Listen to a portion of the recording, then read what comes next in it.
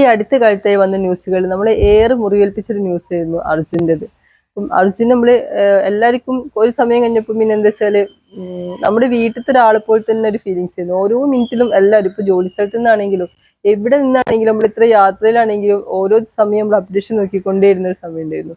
അപ്പം അന്നൊക്കെ നമ്മൾ ഭയങ്കര പ്രതീക്ഷയിലായിരുന്നു, ഇന്ന് കിട്ടും നാളെ കിട്ടും ഇപ്പൊ കിട്ടും എന്നൊക്കെയുള്ള അങ്ങനത്തെ ഭയങ്കര പ്രതീക്ഷയിലായിരുന്നു നമ്മൾ തന്നെ ഇരുന്നത്. അപ്പൊ ആ വീട്ടുകാരെ അവസ്ഥയെ പറ്റി നമുക്ക് പറയണ്ടല്ലോ, അവരതിനേക്കാൾ കൂടുതൽ പ്രതീക്ഷയിലായിരിക്കും ഇരുന്നിട്ടുണ്ടാവും. പക്ഷെ ഇതുവരെ അതിന് ഒരു തീരുമാനവും ആയിട്ടില്ല. ഇപ്പോൾ കൂടിയും അതിന്റെ ഒന്നും ഇനിയിപ്പോ നമുക്കൊന്നും ഇനിയിപ്പോ അതിനെ പറ്റി ഒരു പ്രതീക്ഷയില്ല. പക്ഷെ ഇനി എന്നാലും എന്ത് സംഭവിച്ച് കാണും, അല്ലെങ്കിൽ ഇനി എന്തെങ്കിലും അതിന്റെ എന്തെങ്കിലും ഒന്ന് കിട്ടിക്കഴിഞ്ഞാൽ നമുക്കൊരു സമാധാനമായിരുന്നു അല്ലേ.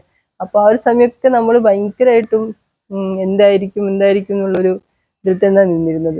ഇപ്പൊ അവരെ കുടുംബത്തിന്റെ ഒരു ജോലിയെങ്കിലും കിട്ടിയോണ്ട് അത്രയെങ്കിലും സമാധാനിക്കുക. അവരെ കുടുംബം മുന്നോട്ട് ഇനിയും പോകണല്ലോ. ശരിക്കും ആ കുടുംബത്തിന്റെ ഇതാണില്ലേ പോയെ.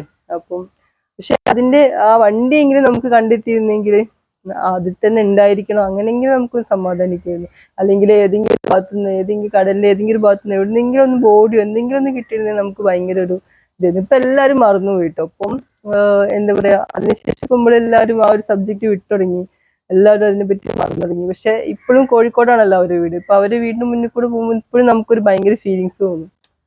ഒന്നും ആവാതെ കിടക്കുന്ന ഒരു കേസല്ലേ, എന്തായി എന്നറിയാത്തതിന്റെ. മരിച്ചെങ്കിൽ നമുക്ക് മരിച്ചെന്നെങ്കിലും ആലോചിച്ച് സമാധാനിക്കത്. ഇനി അഥവാ അങ്ങനെ മരിച്ചിട്ടില്ലെങ്കിലോ, ഇനി എന്തെങ്കിലും ഒരു കാരണവശാൽ എവിടേക്കെങ്കിലും ഒക്കെ വെള്ളത്തിലൂടെ നീന്തല്ല രക്ഷപ്പെട്ട് ഏതെങ്കിലും എവിടെയെങ്കിലും ഒക്കെ ഉണ്ടെങ്കിലോ, എപ്പോഴെങ്കിലും തിരിച്ചു വന്നാലോ, ഈ ഒരു പ്രതീക്ഷയാണ് നമുക്കൊക്കെ ഉള്ളത്. അതേപോലെ തന്നെ എനിക്ക് ആ ഒരു വീട്ടുകാരുടെ ഒരു അവസ്ഥ അല്ലെ.